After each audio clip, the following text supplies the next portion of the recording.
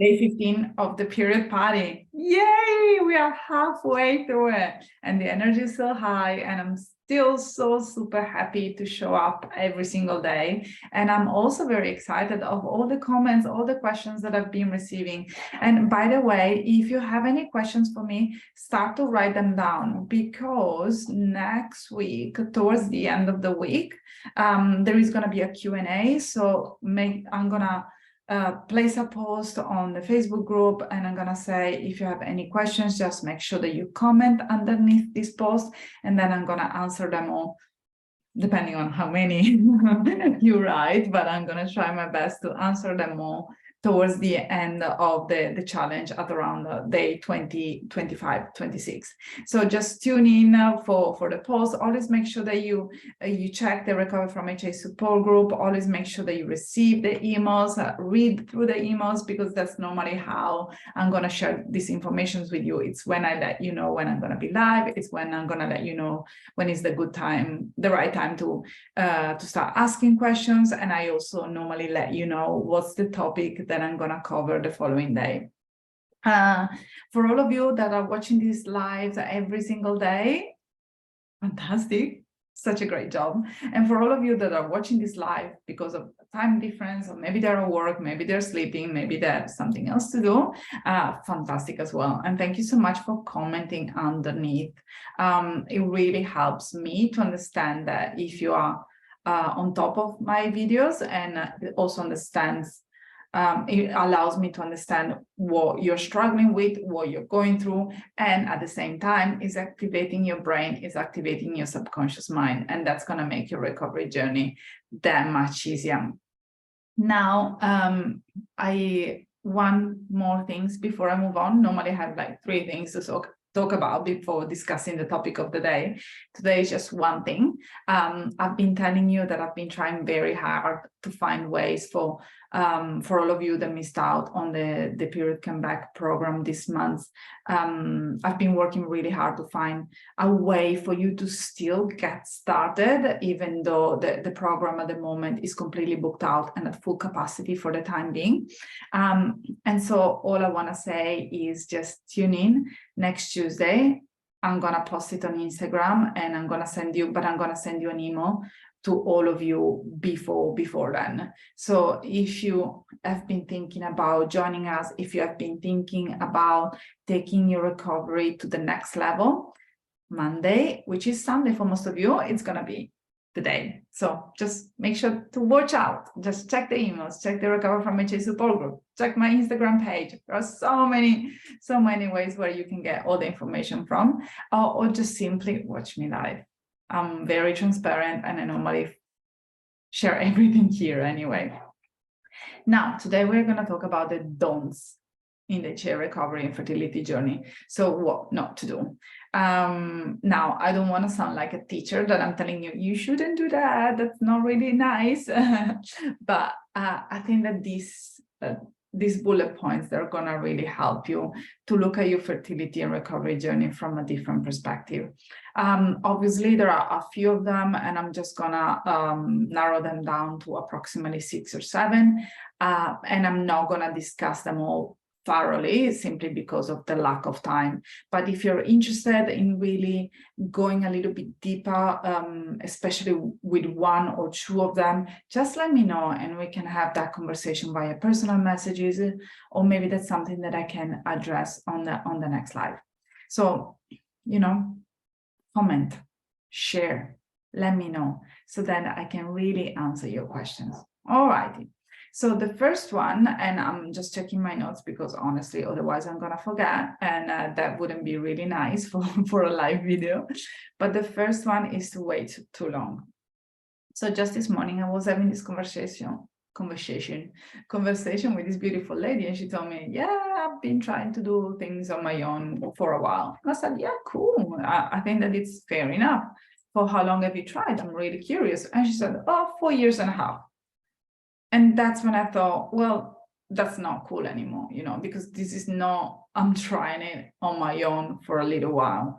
This is just pushing through. And and being quite resistant to accepting help and to accepting other people to come in and actually support you and help you out.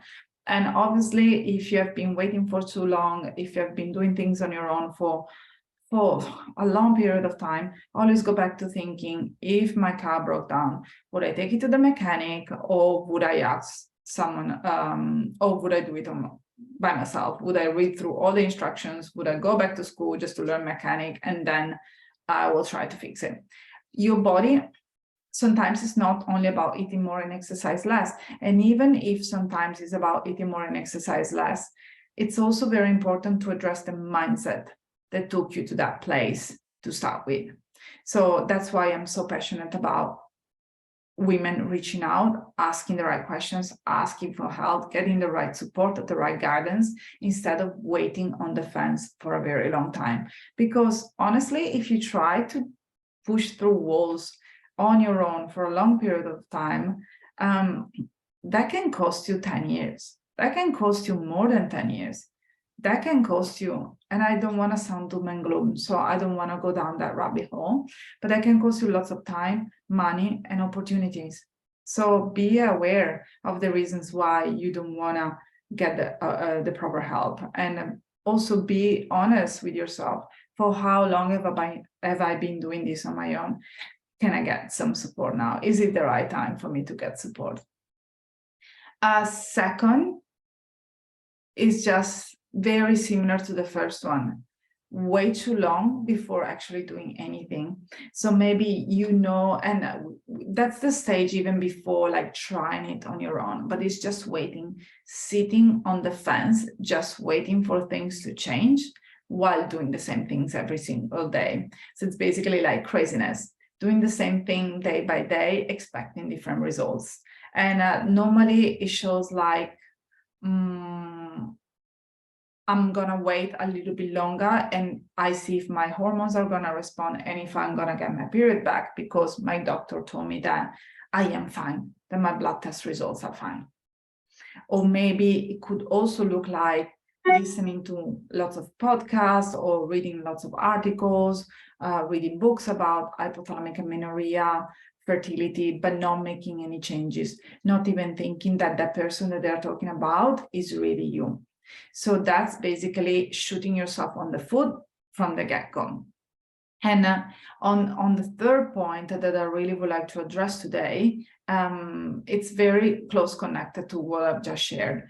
If you're spending too much time reading articles, listening to podcasts, maybe even watching these videos, and then watching what I eat in a day videos, and then jumping on the Facebook group and commenting, and then jumping on another Facebook group, trying to get a different type of response, that's wasting so much of your precious time and so much of your precious energy, and I really don't recommend you to do so. Normally, the way that I see it is decide to commit, decide to take the next step because you want to get better, because you want to have a baby, because you want to support your brain, because you want to support your heart, your bone, whatever that is. So decide that you want to commit. Have a look around, just gather all the information, speak with a couple of people, no more than a couple of people, because honestly, it's about you, it's not about them. So speak with a couple of people. If you need to do so, then find your path.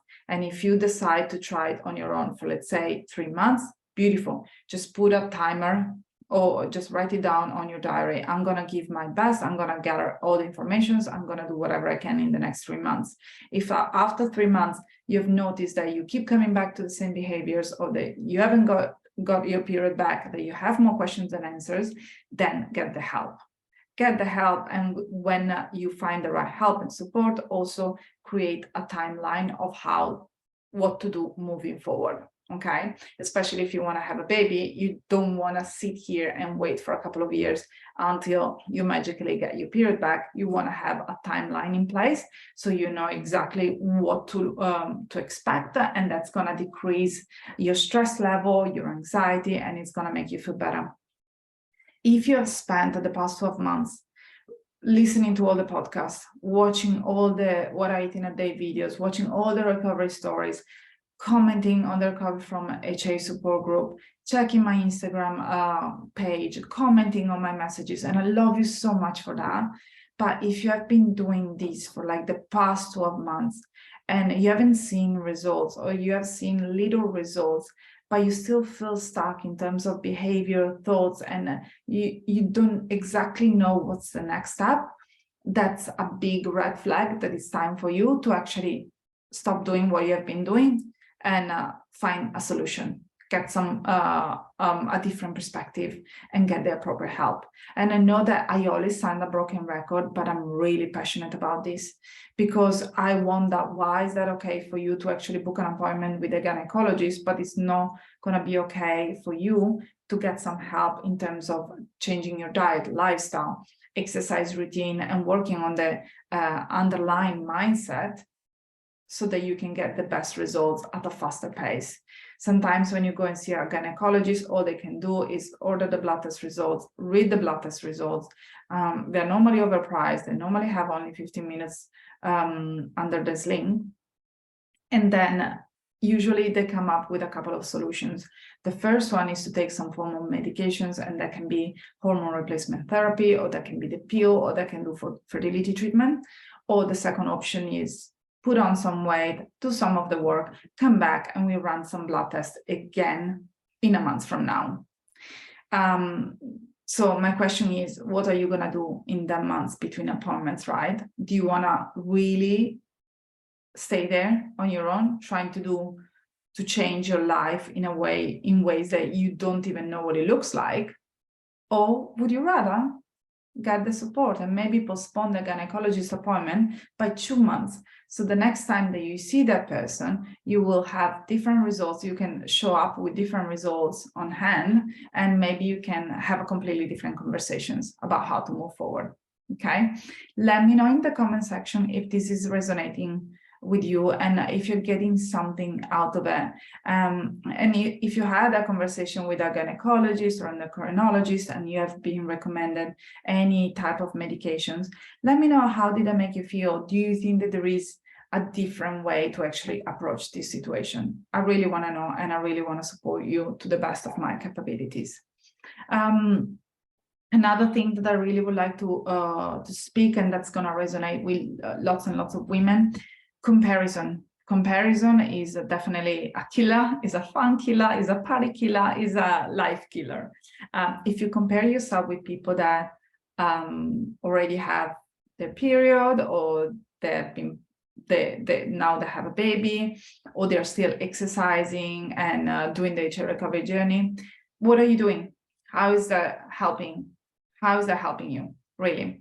So comparison, especially when it comes to this specific journey, is not really going to help, because you're comparing yourself with someone that has a different body type, has a different genetic, has a completely different backstory, and is maybe doing things very differently day to day. So you're comparing with someone that you absolutely don't know. You have absolutely no idea of what they're doing. Maybe you can get an idea if you exchange messages, but you really don't know how much they perceive stress, how much they really implement the rest in the routine. You don't know how they absorb the food. You don't know exactly what time they take the supplements and which kind of meals they have and how often. You don't know the thoughts that they're having every day. You don't even know if they're journaling, meditating, doing the visualization exercises. And more than anything, you don't know for how long they've been doing this, because it's so very easy to compare yourself with people that have been doing so much better and then wondering, why am I falling short? But my question for you is, where are the other people coming from? Because right now your subconscious mind is just focusing on the result. It's just focusing on the lack of what you don't have. But if you get rid of the scarcity mentality and you simply focus on what's in front of you, you will quickly realize that you're comparing your life, your situation, your stressors with someone that it's not you. It's simply not you. And comparing, it's never going to be a win-win situation. It's just going to build up resentment. It's going to build up lots of insecurities, and it's going to make you feel sick. I had a conversation with one of women from the Period Comeback Protocol the other day, and she told me, well, if I look at the other women, it seems that everyone is going through fertility treatment, so maybe I should stop. And my answer was, you can do whatever you want. Like, if you want to go and do fertility treatment, if you want to go and talk with a fertility specialist right now that you are doing the recovery journey, I'm happy for you to do so. Just go and get the second opinion. But what is really happening here is that you have started comparing. Your subconscious mind now it's really aware of other women doing fertility treatment, and you're second guessing your choices, because that's something that you didn't want to do a couple of months ago. That's possibly something that you don't even want to do right now, and you're just doing it because you are scared, you are afraid that it's not going to happen for you, you know, and that you're not doing enough. So once again, feeling very passionate about the non-comparing situation. And it goes without saying that it's for everything in life, right? If you compare where you are in your business to someone else's, you don't know. You don't know when they actually started. You don't know how they got the first money, if they were coming from money. You don't know how much time they have to dedicate to their business. You don't know if they spend time doing their degree before starting their own business. You know, there are so many components, so many layers that we don't really take into consideration. And maybe if you think about a different situation, like for example, someone else's business, you will quickly see, yeah, no, fair enough. I cannot compare myself that I'm just starting today to someone else's that started 3 years ago, right? So why do you do it when it comes to your health, fertility, and hormones? Okay. So once again, make sure that you stop comparing. And I don't know why my arm is hanging on this weird angle, but anyway, it felt very comfy. Another thing that is very much connected to this, the should, would. That's the critical mind kicking in. I should be recovered by now. I should have gotten my period back by now. Why? Why? Right? It's just your critical thinking that it's coming out once again to make you feel insecure, and is basing your life choices on social expectations. You know, so if you do this for 3 months, you should get your period back, otherwise you're broken, kind of thing. Or you should be able to train and eat less and still have a period, kind of thing, because that's what the magazines have been told us for the past century by now. So should, could, would, whenever you hear that, let it go. Out of the window, let it go. It's not helping you. The last two bits that I really would like to talk about, and they're very much connected. Actually, there are 3 things that I want to talk about. The next one is going to be very quick. So if you're eating more, but you're still training, be aware of it. Be aware of it, because some women are very sensitive to the amount of exercise. So if you have been eating more for an extended period of time and you have been still engaging in exercise activities, possibly that's something that you need to reconsider, because if you haven't seen results and you're eating a very decent, abundant diet, you may need to reconsider your exercise routine. I'm really sorry about that. I don't want to be the witch that takes exercise away from you, but sometimes we just need to be honest with ourselves, and also understanding what's important for you, right? Why are you doing this? What's the outcome? What do you want to get out of it? The other thing that I wanted to quickly mention is that if you have quit exercise, but you're still restricting, it kind of goes the same way. It's really hard for your body to feel safe and to have enough energy availability. Then 2 more things. One is very quick, not testing yourself. Test yourself. Sometimes you don't know why you're experiencing hypothalamic amenorrhea.